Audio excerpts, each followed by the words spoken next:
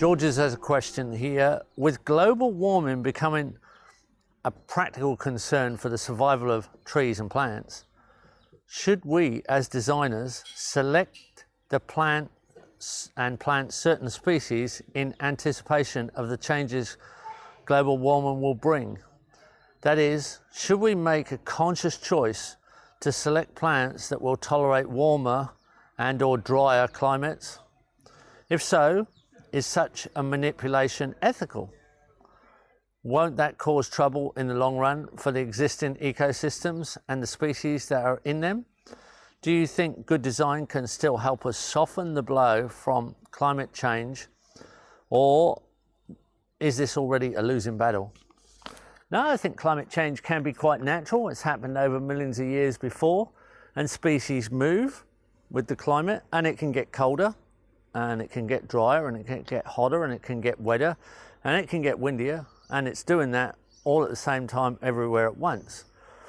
The approach is to just go for diversity and stretch your climate away a little bit. Plant plants that are a little bit cooler. Definitely plant perennials. We have perennials with annuals in our kitchen garden here, but we also plant very different combinations, so that if we have a drier year, some plants flourish, and if we have a wetter year, our black sugarcane might flourish. Hotter years, there's more bananas. There's always arrowroot.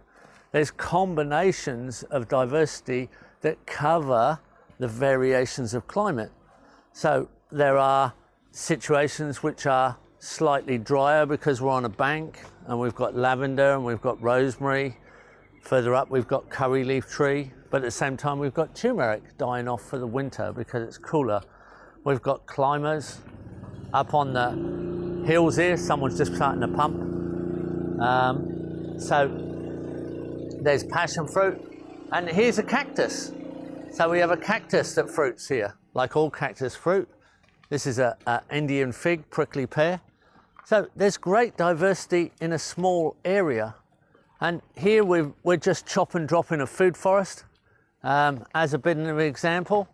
And again, there's great big mixtures of combinations of trees and understories here. So, you know, if we have a wetter year, the custard apples do well. If we have a dry year, the mangoes do well. We've still got chestnut, which is actually a cool climate tree, and at the bottom of the property, chestnut will grow with pecan that's more subtropical or very warm Mediterranean. We mix the combinations together, and it's roundabouts and swings in relation to the conditions, and we always get a yield. It's just, quite often, it's a different combination, that's all. And that definitely softens the blow of climate change and really makes it, in many ways, quite insignificant to what we do. And it doesn't damage local ecosystems at all.